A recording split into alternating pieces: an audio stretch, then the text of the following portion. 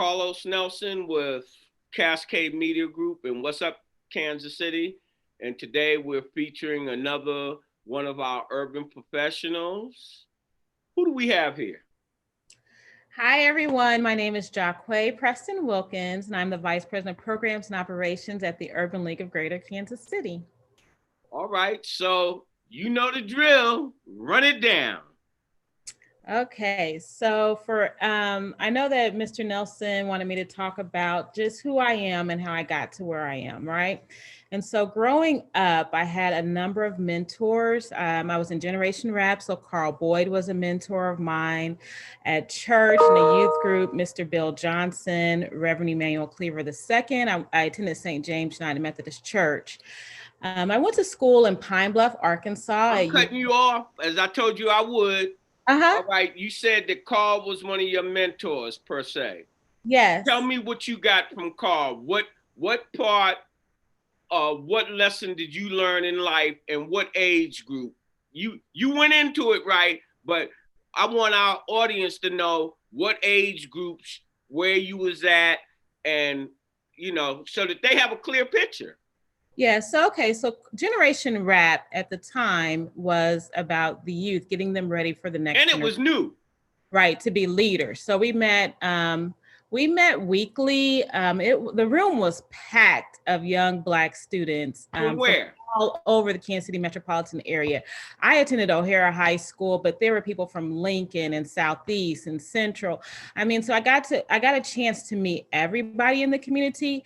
And Mr. Boyd was about developing the future leaders of Kansas City and the world. So, I mean, we dove into topics like race at the time, voting. He got us active in NAACP. So he made us aware of our community and what was going on and how we could be an influence into that community. All right. And who was the next person you said? I want you to talk about each individual that you said helped mentor you at that age, high school age.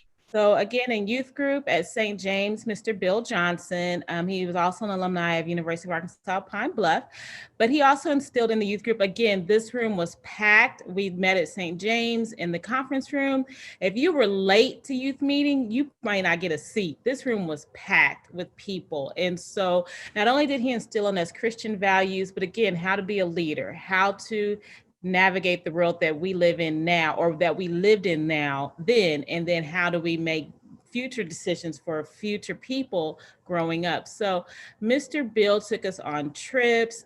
He had guest speakers come in. He even has a scholarship named after him at St. James. So if you completed youth group and all that, when you went away to school, you would get a book scholarship. So Mr. Bill's scholarship is still going on, and he has influenced a lot of young adults through St. James. Yeah, all right. Next man. Well, Reverend Congressman, I think. Yes. So at the time, he was my pastor. He was the mayor of Kansas City. He also guided me. He allowed me to come and talk to him during the times that I was waiting on youth meeting to start.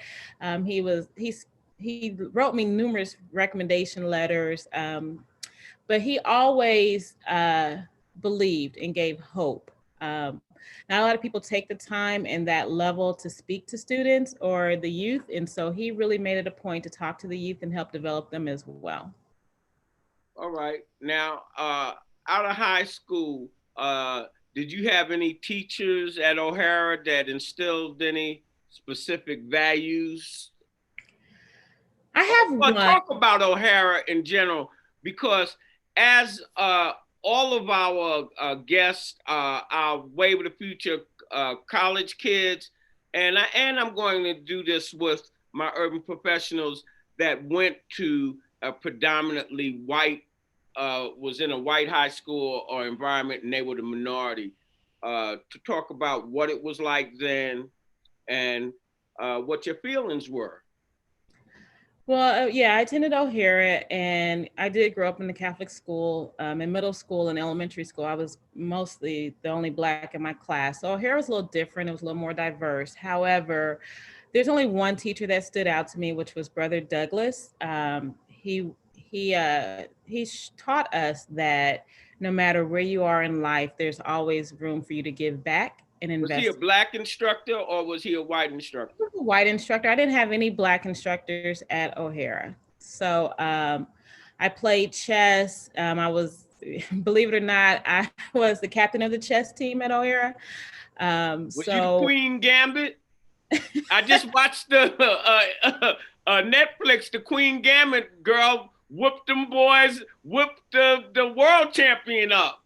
Yeah, my father taught me how to play chess. So I played chess with him a lot. And my brother Doug was surprised that I could play chess. And so it was quite an experience because a lot of people don't think that Black women or Or Black women in girls. general. That's what the whole picture was about.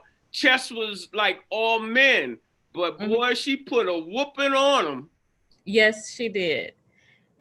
This is brought to you by Africana Art. Kansas City, but my mother was like, nope, you are going to the University of Arkansas Pine Bluff. Pine Bluff. They got a big alumni here in Kansas City. Yes, we do. My mother and father both attended there, and of course, a lot of other cousins. So I went down to UAPB. All right, now, we still on O'Hara. What was it like, your feelings, being in a predominantly white environment? How did you feel as a person? How did you feel did you feel, because it seemed like it was overwhelming with all of the guests that I've had.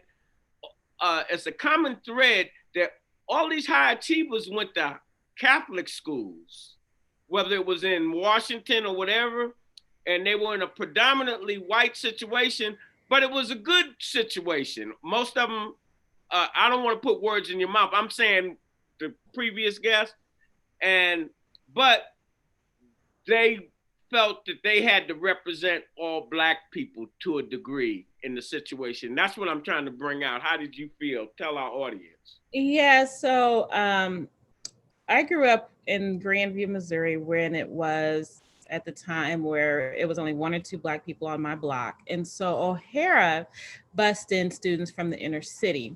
And so it was kind of 2 different types of Black people at O'Hara. You had the suburbs and then you had the inner city. And so it was trying to be able to not only fit in with the Black people from the inner city, but also the white people. It was, I had a good time at O'Hara, don't get me wrong. Right. That's the point, yeah.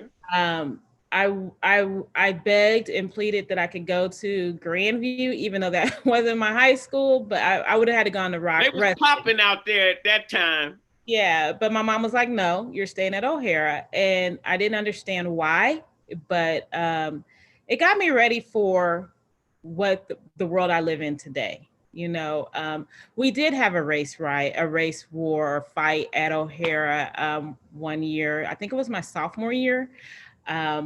So I do know people who were called the N-word and all kind of outside their name words that I won't repeat.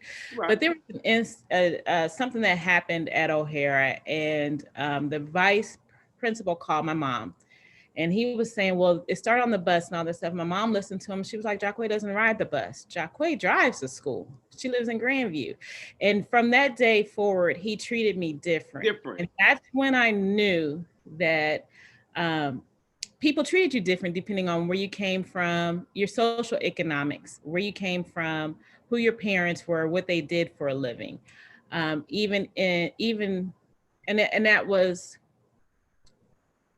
that was an eye opener because we're all Black, right? So you should treat us all the same, no matter if I come from 43rd Street or 119th Street.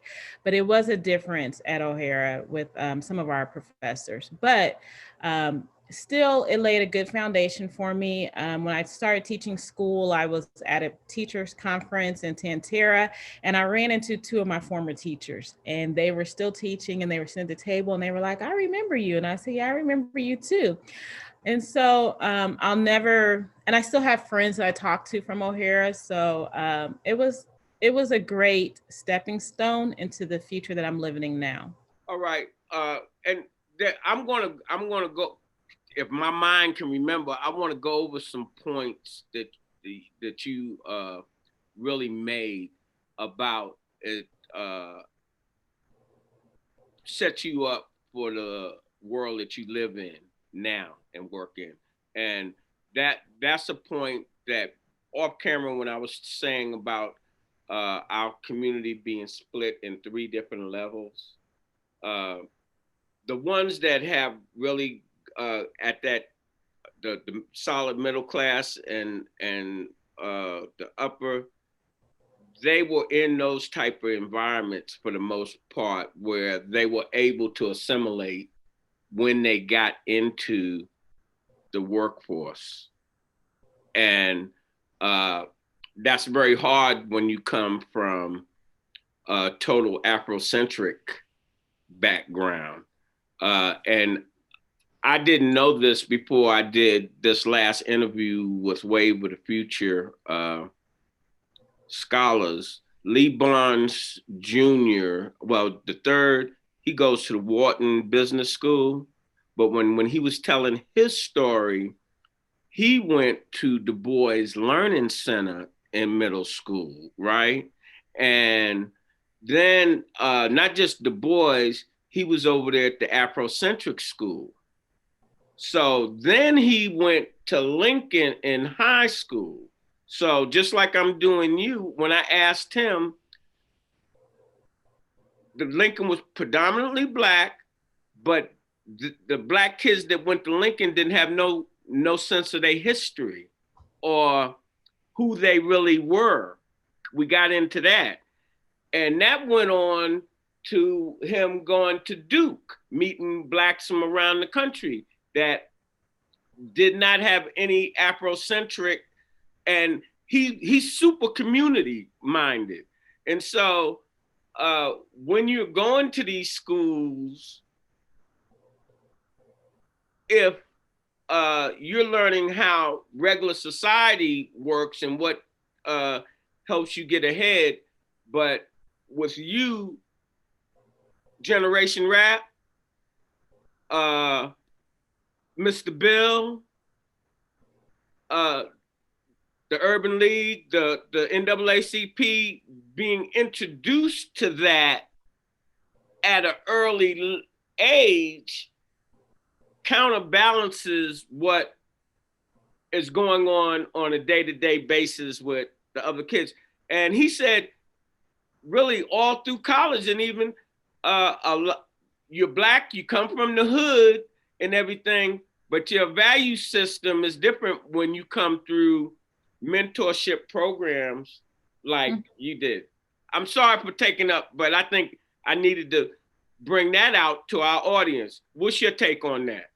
Yeah, that is correct. I wasn't taught, like I said, I went to Catholic school. I went to Our Lady of Lourdes, then O'Hara. So I wasn't taught my heritage, of course, in those schools.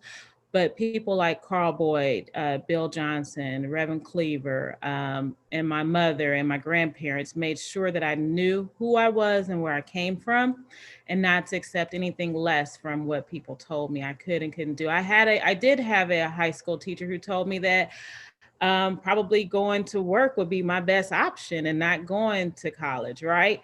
And like I said before, that was one of the teachers I sat across from at a teachers conference that I went to. So you can't allow people to dictate your future, and that's what I learned from the people that were around me, that my mother surrounded me with. Let's roll it on. We rolling down the road. Let's go. Let's go on down south now. All right, so I went down to the sticks, Pine Bluff, Arkansas. It's pure country at the time, and immediately Dr. Juanita Torrance took me under her wings in Florence, Kane. And if I ever needed anything, what was her claim to fame? She was the Dean of Student Affairs. Dr. Torrance and Ms. Kane worked under her. And so I was a student ambassador at the time in Pine Bluff, and I worked with them for 4 years. They took care of me. They guided me. They lectured me when I was wrong. They provided me insight. They just gave me They invested in me. And that's what it takes a lot of times, for people to invest in you. Mentorship is about investment. And like you say at the end, it's an investment in your community, because this is what I'm doing now. Pine Bluff was an eye opener for me. Now I'm the all Black class, and there might have been one or two white students in the room. So it was a pilgrimage, a journey that I so long to have in school. But I understand now why my mother sent me to the institutions, the schools that she sent me to, so that I would be able to live in this world that I'm living in now. And be comfortable living Yes. in it. Mm-hmm. Because it can be difficult. Like I can ride down through my neighborhood right now and I see a number of Trump and Pence signs, and I see their kids playing in the yard, and I'm just like, in my mind, all he thinks is that you're supporting a racist. So I have to be able to balance that, because these are my neighbors, and now I'm looking at you kind of differently. How do you think your neighbors look at you? They probably look at me like, why is she here? I have a Hispanic neighbor, a Latino neighbor down the street, and she said that she was walking one day and someone said they're letting them in the neighborhood. And I could not believe in 2020 that someone made that comment. All right. Well, this is me. I believe we possibly could be on the verge of a race war. Possibly, anything is possible. Like, and I don't think that Black people are truly awoke to what this nation is about. And let me say this: I'll run that flag up in a minute, because that's my damn flag. In a minute, do you hear me? That's my flag. My family built this country, and I'm not gonna let them or nobody else take what I know to be true away. And the contributions, I might not like the Spangled Banner or none of that stuff, but this is where I'm from. I'm part of the diaspora. I understand that, but nevertheless, I'm here and I'm trying to bridge that gap between my brothers and sisters here and the motherland. And that motherland is the motherland for humanity. And getting that straight with the majority community is what I'll talk to you about off camera, trying to use our platform where you're hearing the truth out of our mouths, no spin to it. This is how we feel. Take note. We're reaching out to you saying, this is how we feel. What are you going to do about it? They have all the levers of power. A lot of Black people really don't think that through. And anybody that works with these white people is a Tom. Some of them are, most of them are, but they are the ones that created the situation.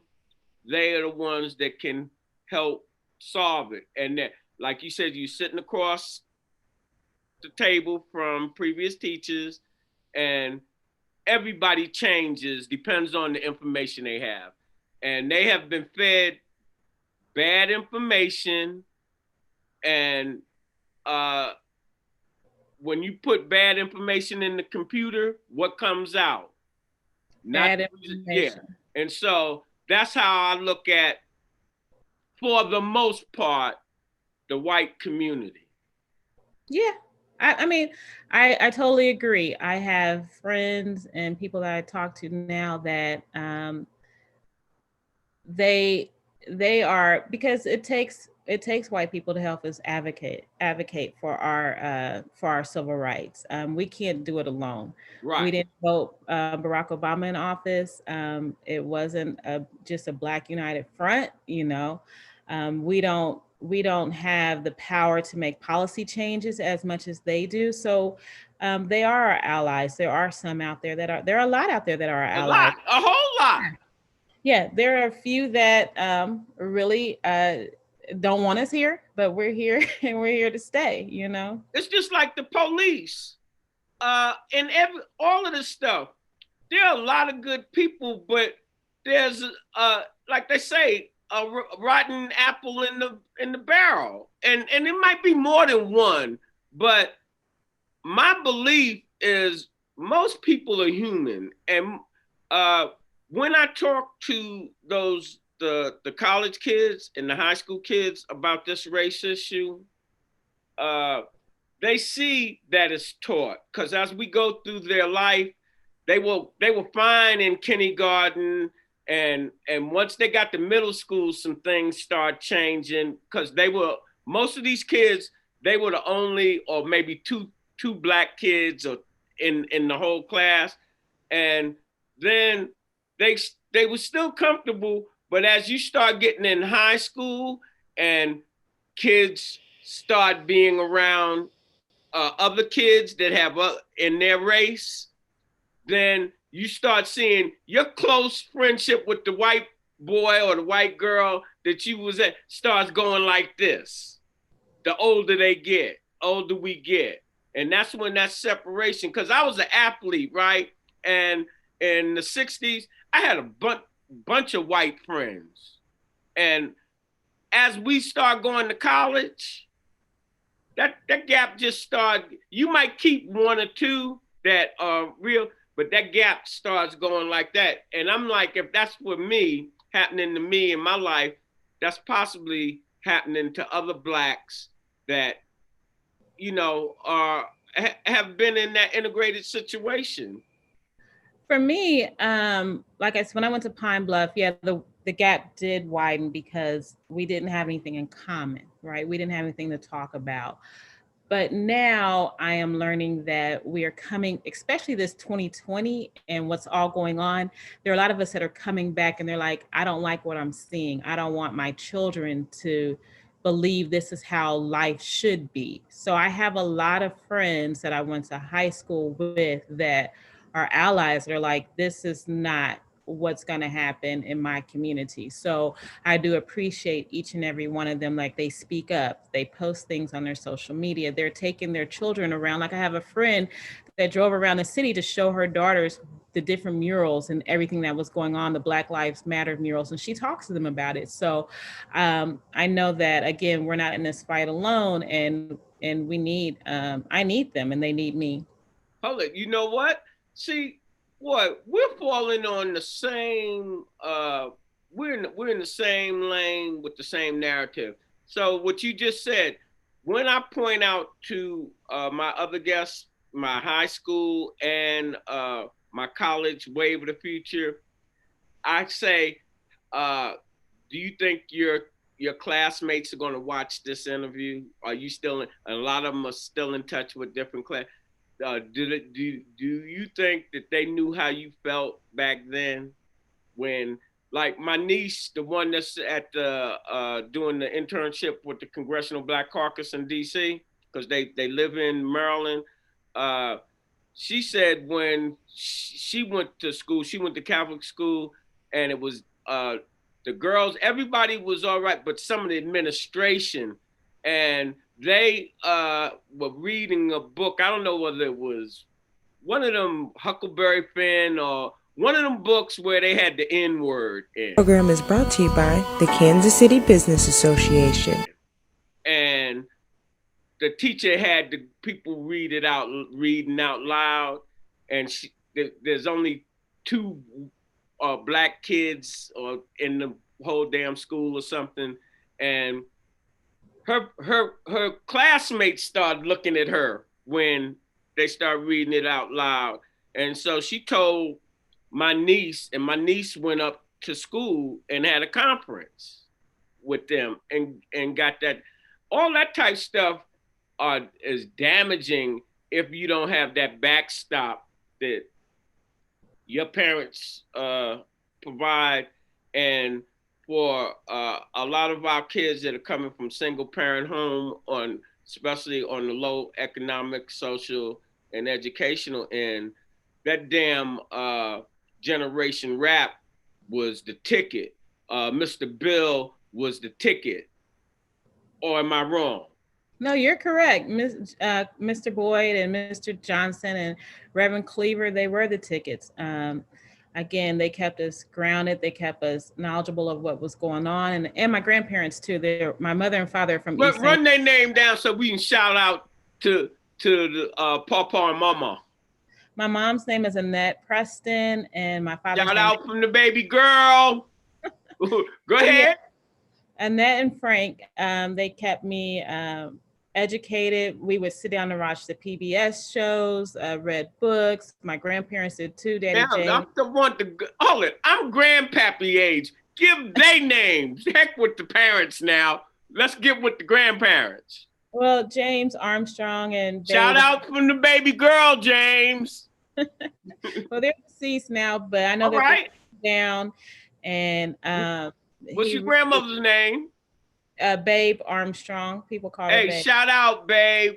You might not be here, but baby girl doing it like going east on 70 or 70 west.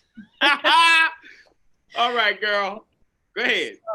Now, I'm back in Kansas City, and some of my mentors have been is Jim Nunley, granddad. Now, the older next generation rap, he keeps me grounded. He helps me.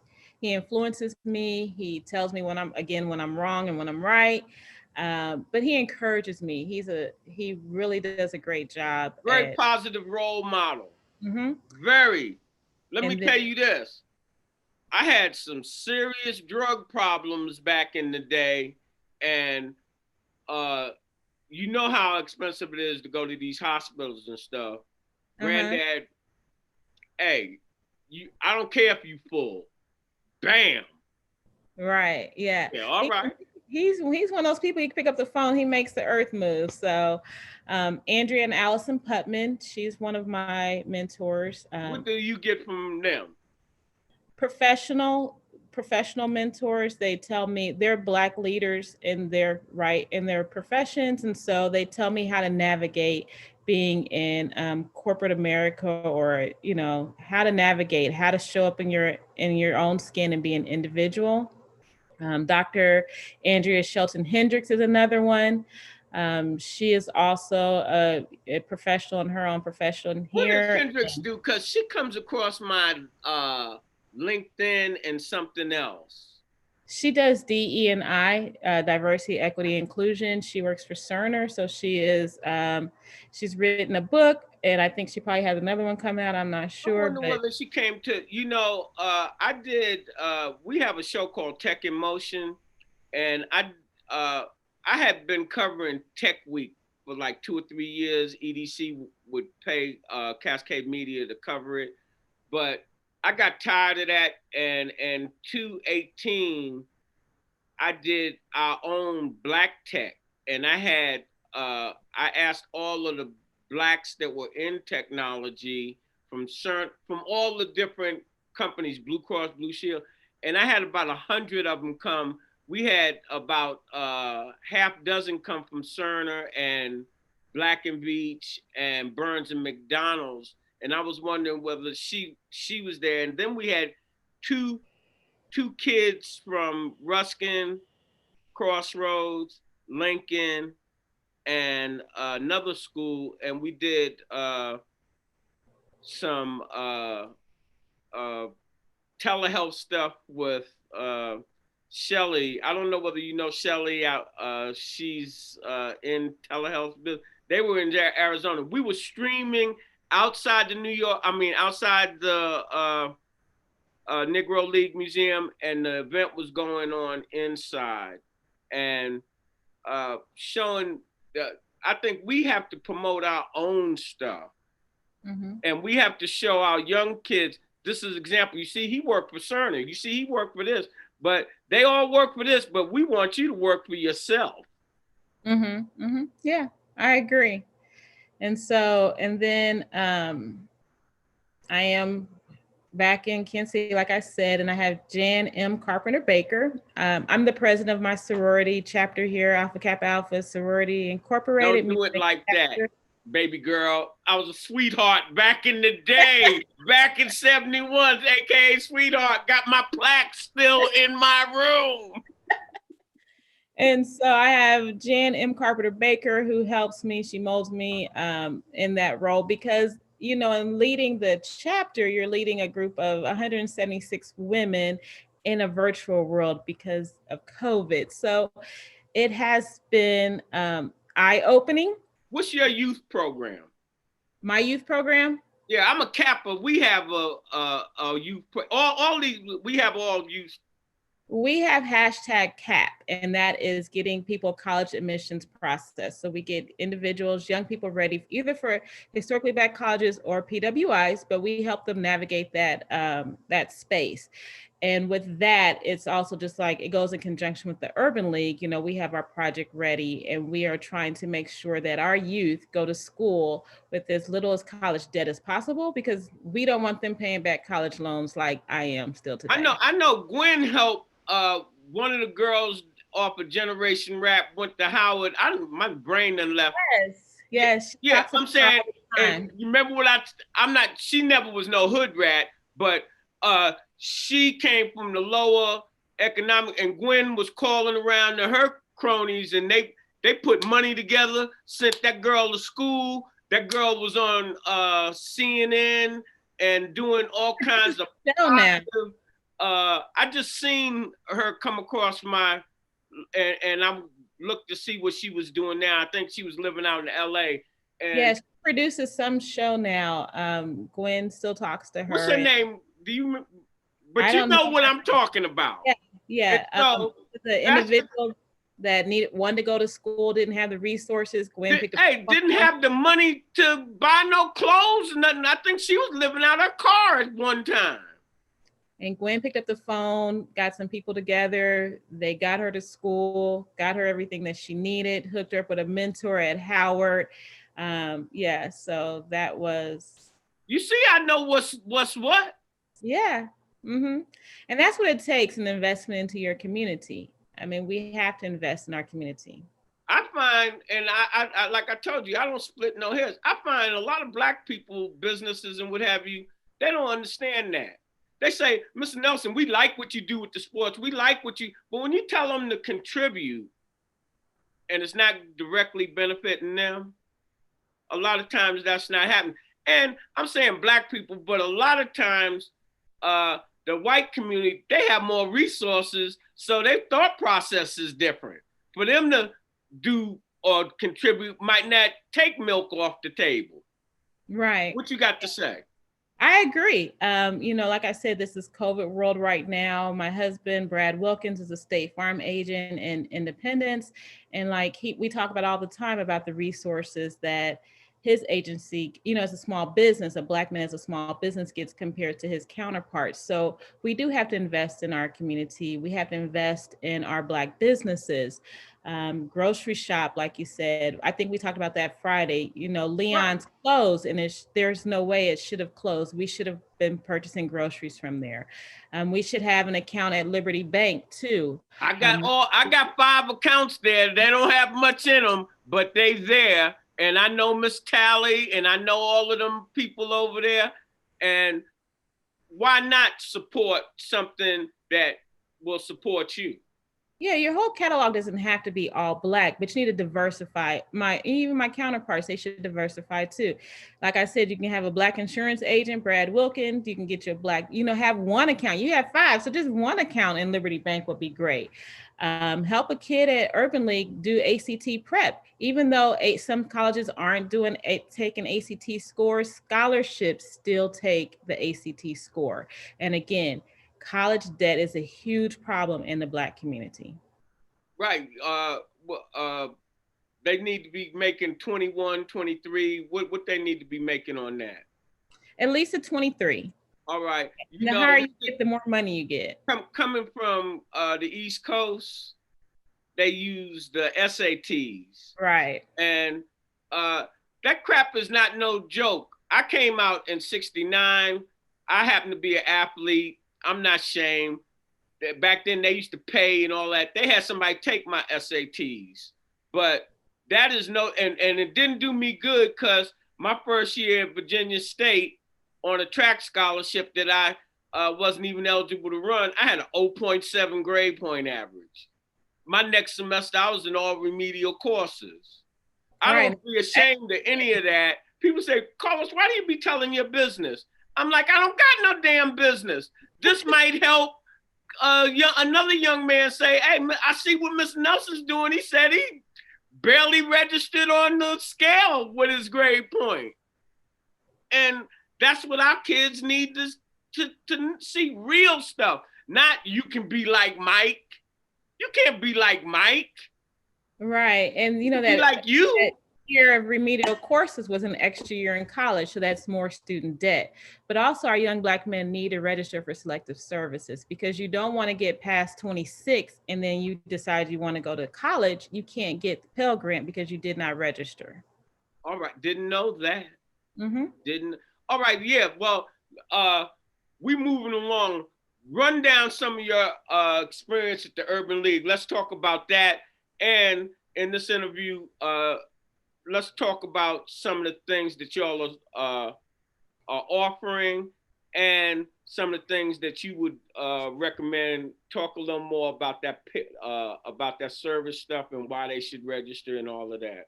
Okay, so at the Urban League, we have our career marketplace where we help individuals secure employment with a livable wage. We work with entry-level all the way up to executive positions. We have companies, about 26 companies that come to us and want to diversify their workforce. So, and when we say diversify, we're talking about mid-level and executive levels. So we have those jobs. We have companies that are, the phone has been ringing off the hook for companies looking for talent. Yeah. Black Lives Matter got everybody ringing them up. They ringing me up, never rung me up in their life. Right. And so we help individuals with their interview prep. We help you with your resume. We also help you with retention. So once you become Carlos Nelson, if you walk into Urban League, you are a client of ours for at least 12 months. We're going to follow up with you, see how everything is going, work on any retention issues. If we placed you at somewhere and it's not a good fit, we'll help you find a different fit. But it's just about empowering our clients and our customers to get what they need out of life. So there we have some that may be on the lower end that want to have some financial goals, and we will coach them on their financial goals. We do credit repair boot camp, which is free to our clients. And then we have our education component, which we talked about Project Ready already. So our career planning, placement. Is that online? Do you have, what do they do? How do they go to your website, or what do they do? Correct. They can come to ulkc.org and all our information is there, or they can call us at 816-471-0550 and they can ask for me, Jauqua, or any of our Urban League staff that will help them. Hey, Jauqua, what do y'all got up for 2021? And what does that, what connection, if you're in that type of position, does the Urban League have, or do they have any connection with Black Lives Matter and some of the more progressive groups that are talking about Black people and economics, and how I'm asking a lot of things. Right. How is the Urban League looking at our Black businesses? So Urban League, we have a social justice and advocacy arm. And so, right now we're doing the Provoke the Vote. We're encouraging everyone to get out and vote. We know how important November 3rd is for everyone to show up.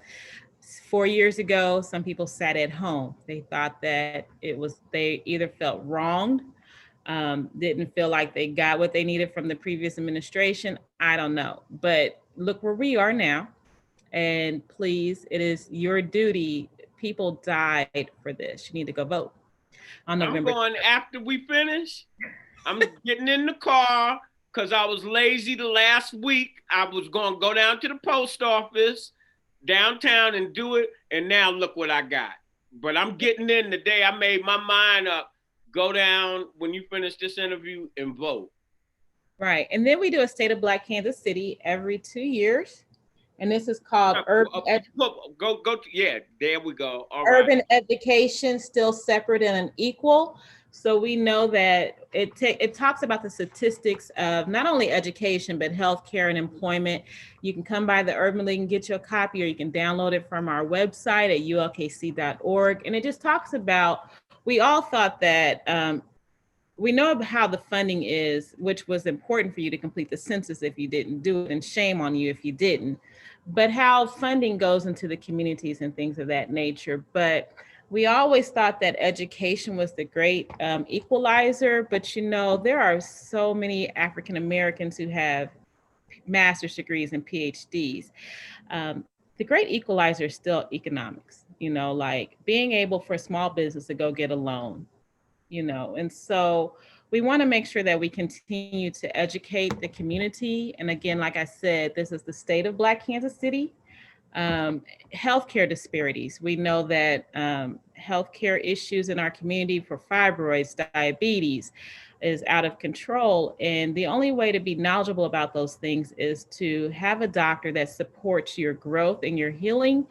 A lot of times a Black woman can go into the doctor and won't get the same evaluation or the same treatment or all of that. I'm going through, I just finished prostate 43 days in a row of radiation. And I was worried. One time they had me going out to on all the workups, 6 months before you get ready to do whatever they're going to do to you. And they had me going out on Medcap, and then they sent me to another place in Independence for the actual treatments. And I'm thinking all in my mind, because being educated, understanding, if you don't really question these doctors and question what's going on, you just be on a conveyor belt, and they'll give you pills and everything else that you don't really need. Right. And so, so that's why, like, Mr. Granddad, he no longer does a generation rap, but he has plain talk about diabetes. And I work with him, helping getting the information out to our seniors and our young people, because young people have diabetes too, just about how to be knowledgeable about your healthcare and how to ask the doctor the correct questions. Because if you don't know, some of them won't tell you, Well, what I'm going to say here is, at the end of the day, you say economics. I don't see anything happening until our leadership gets it straight and understand that communications is the number one issue in our community, and networks like What's Up Kansas City, Kansas City Business Association, Cascade Sports, What's Up Worldwide. When we invaded Iraq, they had 1 million men. And Saddam said, this is going to be the mother of all battles. But Norman Schwarzkopf said, the first thing we're going to do, we're going to knock out all your communications. How do you talk to your 1 million men? And we're living in an age where this here, 85% of all Black people have one of these. And that ties you into the internet. I talked to you about the Kansas City Call at one time. It ties you into your network. But when your leadership does not want the community to be tied in, then they're not promoting that. And once we are tied in, doesn't mean you could be Republican, Democrat, or whatever. Once you're tied into something like Cascade Media and What's Up Kansas City, producing 30-something shows from education to health and wellness, and you're better able to make better decisions that will affect your economics. Correct. That is correct, because we learned in 2020 that the urban core was not ready to go virtual for education, for working, for anything. Our seniors were left out. This phone, you talked about the phone, but if you don't have a data plan that is able to handle all your business, you're stuck in the dark ages. And so you are absolutely correct. And hold it. And this is what when I love you, at least you speaking truth to power, so I really don't even have to say that shit to you. most of the time, with our stuff, it's a facade, and then we don't benefit. I can go get, and I'm not on the Kansas City School District or anything, but you start challenging them about this virtual learning, where every kid has a computer, every kid has a puck. Most of that stuff don't even work. And yet you have to, I'm saying your kid is on a playing field with these kids that have internet at home, that have meals at home, that have pleasant surroundings. And then you say, oh, why are you doing bad? I'm hungry when I don't have no internet. And these plans, that's what you talked about, them plans, real important. Even though they have the phone, a lot of them don't have the plan, or they might have the phone and $50 a month, they might have it on this month, not next month, and what have you. And some of those things can be solved, but they're not being solved. As I said, I felt that there's no Black organization in this town, political group, or anyone representing the Black community not having on their email list, this is our network, this is where you need to go, this is where we're at, this is where you can get information on a daily basis about what's going on in your community. Now, all of that makes sense to me, but some people be saying, Mr. Nelson, you don't have it. But that's where I'm at. I don't know where you're at on the value of communications. There is a digital inclusion organization that we do get out the information about, where you can go to get, like Urban League gives away computers to our families who did not have adequate devices. We are working on hotspots. So we do have. I'm not accusing Urban League or anybody on that. I'm saying our general condition in the Black community. It doesn't, and the Urban League is not above that, because the Urban League, they're not giving the Urban League the money to do what they need to do. I'm saying corporate America. Right. Yeah. And so there have been some companies who realized that they needed to invest more into the community. So we are getting some grants and donations to help with that. But we can always use more money because there's a greater need out there. Well, the greater need for me is not for the greedy, but the needy, like the girl that we talked about. Mm-hmm. And I think some kind of way there should be some liquid. And if working with you, we can help you promote something in a scholarship or liquid cash fund, because some things just can't wait. And that girl was a perfect instance to me, where the Urban League and the youth programs, do y'all have something that you can pay stipends or anything to any of the high school or college students? We don't have anything in that nature, but I will get some information for you and get back on that. Maybe that's a program we can develop. Right. I will work with you on that, because with Cascade, a lot of times when I have my high school kids, a lot of times they don't have it. Now I'll dig in my little cash, like here's $5 or here's $10 to do something with, and I would be willing to work with you on something like that. Okay. You got any closing words that you would? This is what I want you to give closing words to a young high school. Then I want you giving closing words to the corporate community. And then I want you to give closing words to our overall Black community. For my youth, is just to take advantage of every opportunity that comes your way. If it's an internship, if it's working, if it's following somebody around, you never know where that opportunity will lead you. Like I said, someone invested in me, so I invest in my community. If you need somebody to invest in you, I'm here for you. You can call me at 816-471-0550 at the Urban League, and we will find someone to help you map out your college and career life. And even if you don't go to college, you could go to technical school, but we will help you with that. For corporate America, again, just continue to, the only way to improve our community is to invest in the community, not just on the other side of truce, but the whole metropolitan area, because it brings in more businesses, it brings more talent back to Kansas City, is when you invest in it as well. So you will help your bottom line as well. For Black people, I love you. Vote on November 3rd. If you don't do nothing else, then November, you need to vote. Stay safe, put on a mask, because masks do save lives. Wash your hands, and know that Urban League is here for you. And whatever we can help you do to empower and uplift you, we're here for you.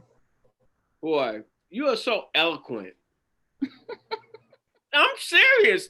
As you know, when I say good things about the mayor, people be like, "You suck up." I don't suck up.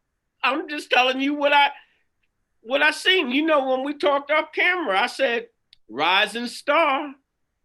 Mm-hmm. Didn't I say that?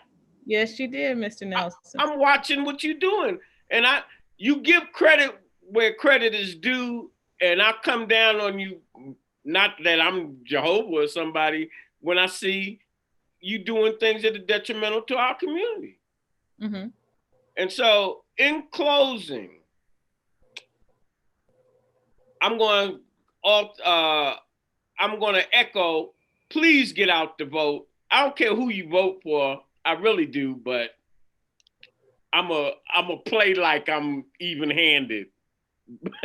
But get out to vote, Black people, because your ancestors, they paid a high price for us to get out to vote.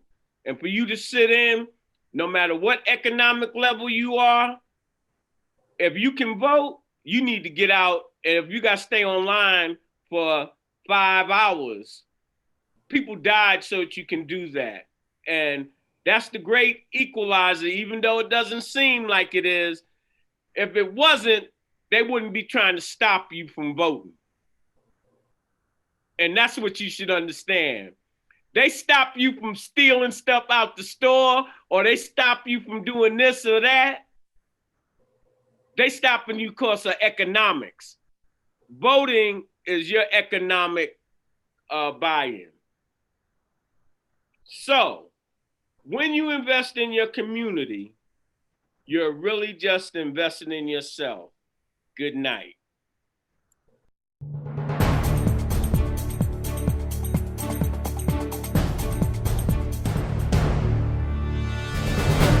This is brought to you by Willard's Book and Vinyls.